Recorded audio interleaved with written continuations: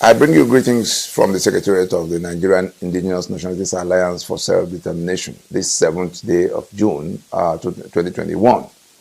As the disputed Federation of Nigeria continues to wobble in what now seems is terminal throes, and as the evidence of state failure continues to manifest all over the place, I'm sure some of us heard Ambassador John Campbell talking about it with his institute just last week. You know, we've come to where we have to make this special broadcast to speak to a specific situation that is brewing.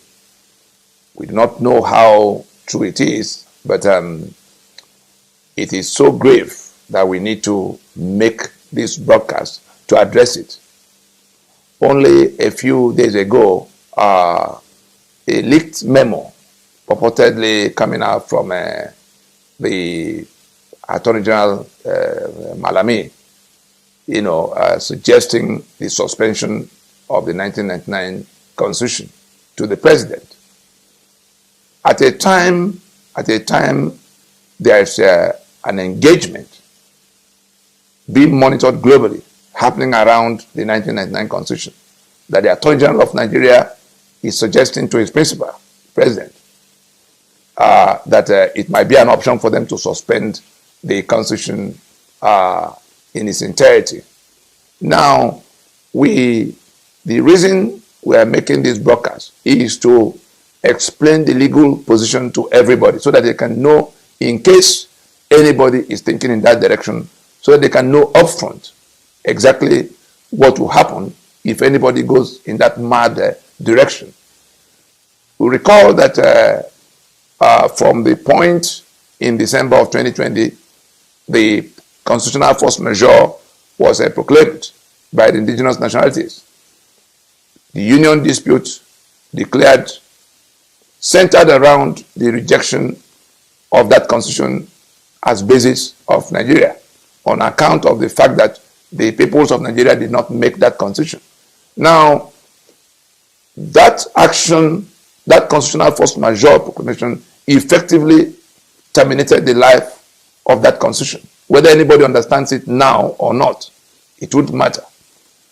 The only thing holding that constitution in place is the limited toleration, like a life support. The 1999 constitution is on life support now, and that life support is, on account of the limited toleration being extended to it by these same nationalities in this alliance, this majority of the South and Middle Belt holding hands that have repudiated the document and now insisting on its termination. But to avoid anarchy, we indicated in that proclamation that we were going to tolerate it only for the period of transition that must now be undertaken. Nigeria has no room to maneuver because of the fact that the nationalities, the constituent blocks, as we see in this, in the map here, the constituent blocks are retrieving their sovereignty that Nigeria had, hijacked, that the illicit federal government of Nigeria that emanated from the point of the collapse of the Federation of Nigeria in 1967, had hijacked, their sovereignties have been hijacked and corralled into the unitary Nigeria that is defined by that constitution. So where we are now is that action has taken out that constitution. The process going on now, which is the retrieval of sovereignty by all of those who were trapped here all these decades. But we are carrying on in a manner that will lock out anarchy. And so if in that very limited situation, that limited toleration of that constitution, somebody now thinks he can get ahead of everybody. We remember that just a day or two after the proclamation, the National Assembly, I think it was the Senate, that threw out something of amendment. They now went into an amendment process that in which the thematic issues for the amendment were lifted almost 100% from the constitutional grievances listed in that proclamation. Let those who can find the two documents compare. Check what the National Assembly said they are going to amend, and check the grievances listed there in that in the force majeure proclamation of December 16th. I'm making this connection so that we can see very clearly that the system, instead of responding to the issues raised, instead of calling a meeting of the owners of the enterprise as the international stakeholders had advised, the US, the EU, the UK, pointing Nigeria to the prescriptions of our proclamation, they are hedging around, trying to rush to the National Assembly to go and do amendments. Of course, it didn't take anything to knock that one out. The amendment gambit has failed, because we made it clear to everybody that the legislative mandate of the National Assembly does not extend to constitution making, period. And it didn't take anything for the stakeholders to see it. And everywhere they went to their so-called public hearing, that was what they were told. The governor in Asaba, the Okowa, the governor in Ondo, Keredolu, Afe Babalola, all of those who should know, Akeoyebode, all of those who should know, I've told them that they can't, that there's nothing, that the contention of those who are rejecting the constitution is that we've not made any constitution, and that decree number 24 of 1999 cannot remain basis of the pretending we have a federation or a union at all. And so, having done all of this and having extended at this time that transitioning, we say let those in government house remain for the period we will need to work our way from this dead end to what could become the successor constitutional instrument. It is in that desperation to wangle and wobble that they've tried amendment. It hasn't worked. And then we now see this memo that has leaked to the public space, in which the Attorney General is advising the suspension of the Constitution. Let us get it very clear. Anybody who attempts, Nigeria is at an edge, as long as that Constitution is as that Nigeria defined by that Constitution is sitting at the very edge. The only reason it's still sitting there is because we are avoiding anarchy by extending limited toleration to the document at this time. If anybody attempts to go in that direction, the person will find out too late in the day that the sovereignties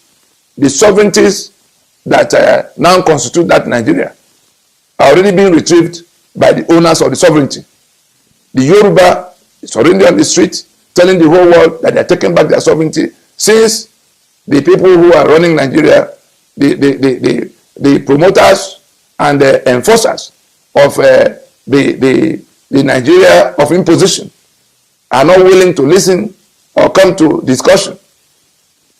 The sovereignty of the constituent components is not dependent on anybody to agree with them or not agree with them.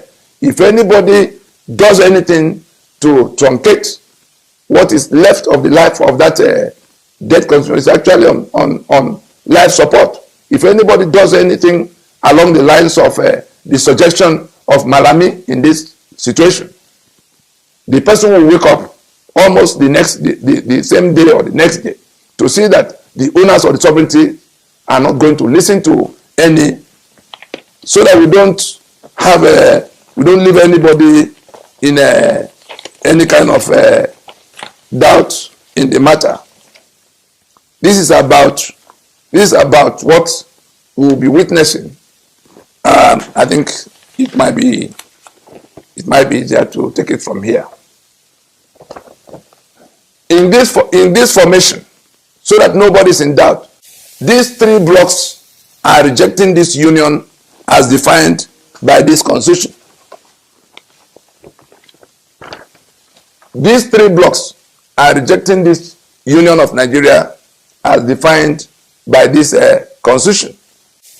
They are saying it is a fraud against them at this time, since it is alleged that they submitted their sovereignties in the preamble to this constitution, that we the people have agreed to be in this union, indissoluble union, and therefore have made this constitution. Two false claims upon which this constitution stands.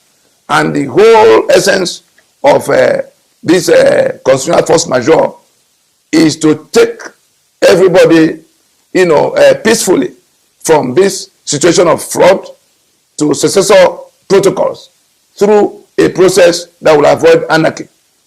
And if in the middle of that, somebody now does something that takes the document in another direction, as in, suspending it, nothing will be left of that union. And all these three blocks are not going to pay any attention to anything anybody is saying. To assume martial power, to assume where will the sovereignty fall from the sky, to keep the union, they will sit in Abuja to manage. That's not going to happen. These three will rather want to go in the direction already dictated by the situation. The Sharia belt already seceded from the secular union. So they are gone. These three already have their charters and their constitutions in process, only waiting to go to referendums. That's the only thing, and that's why if we go to the demands, the 5 points of demand in the proclamation of December 16th, 2020, we will see what these three blocks indicated as what should happen going forward. That there will be a two-stage process. For those talking about a national conference and all such, sidetracking of what should happen, we are saying that the owners of the sovereignty that has been hijacked and called Nigeria have organized themselves to take back their sovereignty, sequestered by that constitution. So if anybody suspends that constitution, it is just suspension of whatever is left of the union and the limited toleration of that constitution for the sake of peace, to avoid anarchy. So we just want to make that very clear. In the midst of all of that, we again saw the altercation with Twitter and are we being told now that nobody is actually, there's no thinking left in the circle of governance over Nigeria? The embarrassment coming to all of us from the I don't even have the word that can qualify the madness that have been displayed. As if we're a country of unthinking people. We are being disgraced by our own government. In a situation, you heard what international stakeholders are already saying. The investors that are already, gone, practically gone, you now come and stir up, except somebody wants to crash the union unceremoniously. So let us be clear in our minds what we are doing. We have something on the table. That force majeure is in. We've had the 90 days for the federal government, the 30 days for the state, second tier of government. We're now with the populace and the diplomatic community, 120 days. We're almost at the half of it. We see what's going on in the eastern Nigeria. Yes, one can, there's nothing, nobody can justify the killing of soldiers and policemen. We've condemned it in every possible language, that Nnamdi Kanu and his ESN cannot go killing soldiers and policemen, and the government will fold its arms. Having said that, we've also seen the kind of operation going on, targeting entirely, the entire populace. The issues of genocide, the issues of crime against humanity will stand on the strength, on their own strength. People are going to look at what happened and what is being done in response. Going back to the content of the Twitter post that was taken down from the president of Nigeria concerning the operation. So let us tie all this together and begin to make up our mind whether we should not embrace the the structured process of engaging this matter, or we want to wait until it snaps and everybody begins to take care of themselves in whichever manner they can.